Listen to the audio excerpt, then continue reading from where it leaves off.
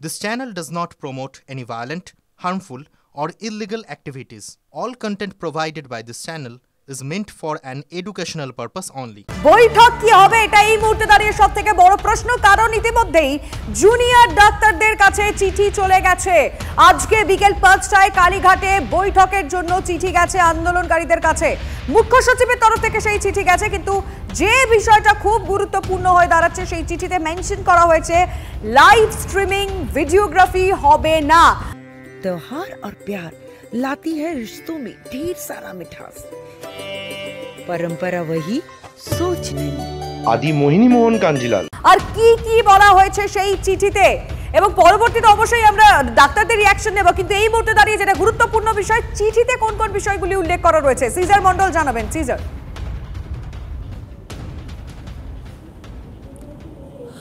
দেখো, গতকালই মুখ্যমন্ত্রী কিন্তু জানিয়েছিলেন তার অ্যাডমিনিস্ট্রেটিভ যে বিভিন্ন চ্যানেল তার মাধ্যমে যে তিনি কথা বলতে ফের আগ্রহী, এবং আজকে যে মুখ্য সচিবের যে চিঠি পৌঁছলো সেখানে কিন্তু একটা বিষয় স্পষ্ট, এর আগের থেকে এই চিঠির মধ্যে উল্লেখযোগ্যভাবে পার্থক্য দুটো বিষয়। এক, মুখ্য সচিবের এই চিঠিতে বলা হয়েছে fifth and final call, final letter, অর্থাৎ এটা কোথাও মনে করিয়ে দেওয়া হয়েছে আন্দোলনরত চিকিৎসকদের এরপরে সরকার কিন্তু আর কোনো পদক্ষেপ করবে না আলোচনার জন্য, এটাই চূড়ান্ত চিঠি। এবং সেই সঙ্গে সঙ্গে যে শর্তে বারবার এর আগে অন্তত দুবার নবান্ন এবং কালীঘাটে মুখ্যমন্ত্রীর বাড়িতে দুবার বৈঠক ভেস্তে যায় আন্দোলনকারী চিকিৎসকদের প্রতিনিধিরা পৌঁছানোর পরও, সেই ভিডিওগ্রাফি এবং লাইভ স্ট্রিমিং এই চিঠিতে পরিষ্কারভাবে মুখ্য সচিব জানিয়ে দিয়েছেন এর দুটোর কোনোটাই হবে না। অর্থাৎ এর আগে কালীঘাটে মুখ্যমন্ত্রী যে প্রস্তাব দিয়েছিলেন যে খাতায় কলমে মিনিটস লেখা হবে এবং সেখানে দুপক্ষের সই থাকবে, সেটাতেই কিন্তু রাজ্য সরকার স্টিক করে রইল। অর্থাৎ কোথাও আজকের দিনে দাঁড়িয়ে দেখা যাচ্ছে, যেখানে কালকে শীর্ষ আদালতে শুনানি, সেখানে দাঁড়িয়ে দেখা যাচ্ছে রাজ্য সরকার কিন্তু কোথাও এখানে একটা আপার হ্যান্ড নিচ্ছে, এবং তাদের চিঠির যে বয়ান সেই বয়ানে কিন্তু সেটা খুব স্পষ্ট। এবং সেখানে দাঁড়িয়ে চিকিৎসকরা যারা আন্দোলন করছেন তাদেরকে সিদ্ধান্ত নিতে হবে, তারা কি সিদ্ধান্ত নেন সেটা দেখার, এবং সেখানে দাঁড়িয়ে তাদের সিদ্ধান্ত নিতে হবে তারা এই শর্তে রাজি হন কিনা। অর্থাৎ পূর্ব শর্ত এবার আরোপ করলো কিন্তু রাজ্য সরকার। এতদিন পূর্ব শর্ত আরোপ করেছিলেন আন্দোলনকারী চিকিৎসকরা, এবার পূর্ব শর্ত আরোপ করে দিল রাজ্য সরকার, এবং সেখানে দাঁড়িয়ে তারা এই বৈঠকে যোগ দেবেন এবং দেবেন কিনা সেটা দেখার, এবং সেই যোগ দিয়ে তারা কর্মবিরতি প্রত্যাহার করেন কিনা সেটাও দেখার। কারণ আগামীকাল তাদেরকেও কিন্তু, তাদের আইনজীবী ইন্দিরা জয় সিংকেও কিন্তু শীর্ষ আদালতের সামনে বলতে হবে কেন 10 তারিখে শীর্ষ আদালতের নির্দেশের পরেও এতদিন তারা কর্মবিরতি চালিয়ে গেলেন, তারও একটা যুক্তিগ্রাহ্য জবাব। একদম সিজার, খুব গুরুত্বপূর্ণ একটা পয়েন্ট তুমি রেজ করেছো। কালকে সুপ্রিম কোর্টে উত্তর তো দিতেই হবে, কারণ তার আগে ইতিমধ্যেই আজকের বৈঠকটা খুব ইম্পর্টেন্ট হয়ে দাঁড়াচ্ছে। ইতিমধ্যেই জিবি মিটিং চলছে, এরপরে দেখার চিকিৎসকরা আজ বিকেল ৫টায় কালীঘাটে যান কিনা। আগামীকাল তিলোত্তমা কাণ্ডের সুপ্রিম শুনানি, একটু আগেও যেরকমটা কথা হচ্ছিল, একাধিক বিষয়ে নজর শীর্ষ আদালতে, তার মধ্যে অন্যতম তদন্ত কতদূর এগিয়েছে তা নিয়ে স্ট্যাটাস রিপোর্ট জমা দেবে সিবিআই।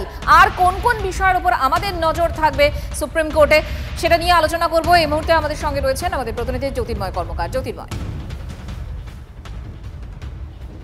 দেখো, মূলত তিনটে দিকে নজর থাকতে পারে। প্রথমত তুমি যে কথা উল্লেখ করলে যে সিবিআই এর তদন্তের গতি প্রকৃতি নিয়ে স্ট্যাটাস রিপোর্ট জমা দেওয়ার কথা, যা আজ অথবা আগামীকাল সকাল 10টার আগে জমা পড়ে যাবে, এবং সেক্ষেত্রে এখনও পর্যন্ত নতুন করে সন্দীপ ঘোষকে এবং টালা থানার যিনি অফিসার রয়েছেন তাকে এই খুন এবং ধর্ষণের ঘটনায় তাদের যে গ্রেপ্তার করা হয়েছে সেই বিষয়টি উল্লেখ থাকবে, এবং সিবিআই আরও যা যা লিড পেয়েছে বা যাদের জিজ্ঞাসাবাদ করেছে সেই প্রত্যেকটা বিষয় উল্লেখ থাকবে। তার পাশাপাশি যেদিকে আমাদের নজর থাকবে তা হচ্ছে গত শুনানির দিন পোস্টমর্টেমের সঙ্গে যে চালান থাকার কথা, এবং যে চালানে ক্রাইম সিন এবং নির্যাতিতার আশপাশ থেকে উদ্ধার হওয়া যাবতীয় তথ্য প্রমাণের উল্লেখ সম্বলিত যে চালান থাকার কথা, সেই চালান নেই বলে গতকাল জানিয়েছিল, এর গত শুনানির দিন জানিয়েছিল সিবিআই।